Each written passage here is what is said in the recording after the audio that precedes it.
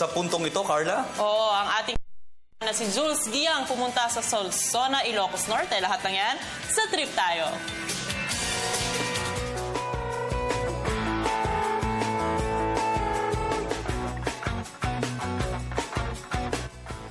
Good morning mga boss, makakasama natin ngayong umaga ang mayor ng kanilang bayan, walang iba kundi si Honorable Jonathan De Lara. Good morning po.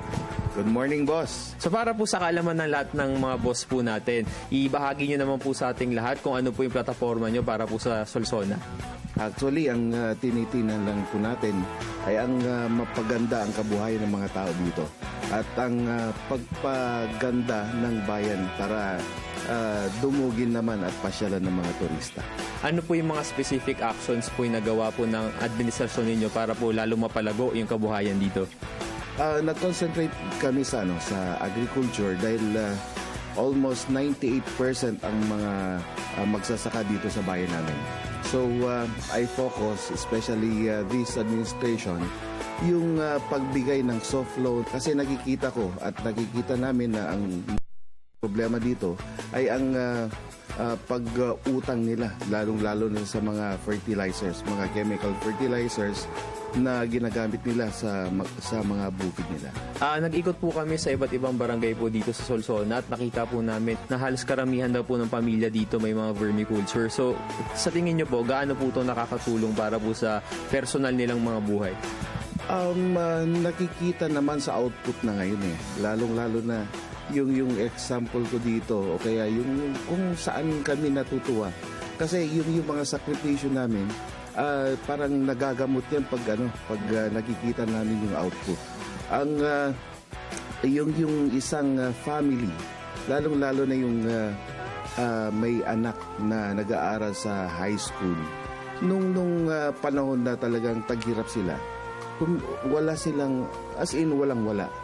Humihiram sila dito sa munisipyo, nagpapatulong. Pero when they started this vermiculture, nakita na nung bata na may pera yung mga magulang. At syempre, at nakakakita ng pera at naiinggit sa mga kaklase, nakikita niyang may mga cellphones, gano'n. So, humingi rin siya ng pambili ng cellphone.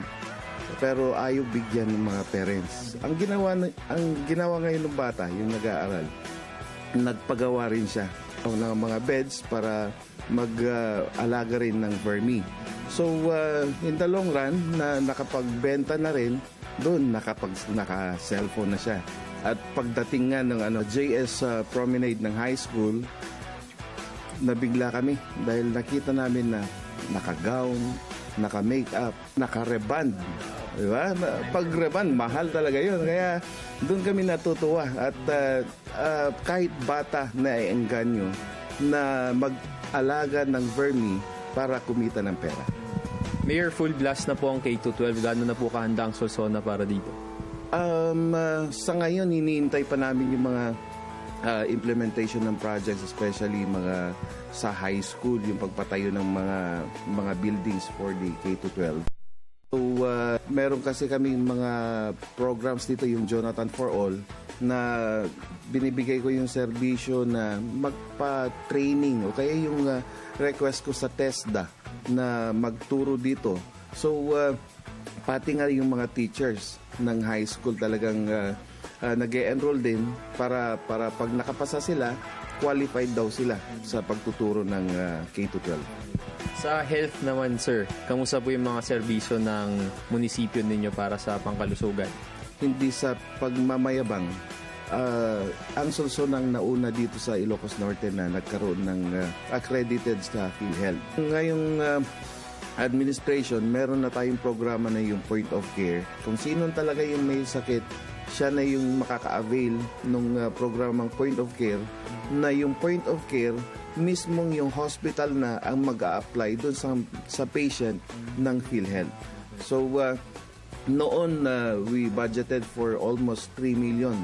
Pero ngayon, nag-deposit ako doon ng 300,000 and hanggang sa ngayon, hindi pa nakakalahati yung 300,000. Ngayon naman yung pinakagusto ng mga boss natin, lalo na yung mga umiikot sa buong Pilipinas, yung turismo po. Ano po ba yung edge ng Solsona pagdating po sa turismo? Hindi tayo tumigil sa pangangarap na mapaganda lalo ang bayan ng Solsona, lalo-lalo na sa mga tourist spots natin, tourist destination. Ongoing yung construction ng road papunta dun sa area, lalong-lalo na sa Karingkin.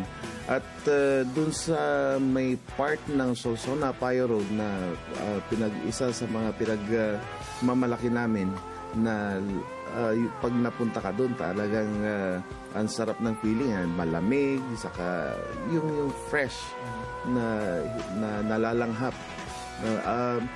May nakapondo na and andyan na sa PhilJebs para ipabid na yung construction ng view deck para naman may mapuntahan yung mga tao at mas maganda yung location na talagang makikita mo yung tanay. So sir, before we end, isang naman po, why is it more fun in Solsona? Because in Solsona, you can maybe the adventure, especially the river adventure, is different from other places. So come and visit Solsona and enjoy the fun.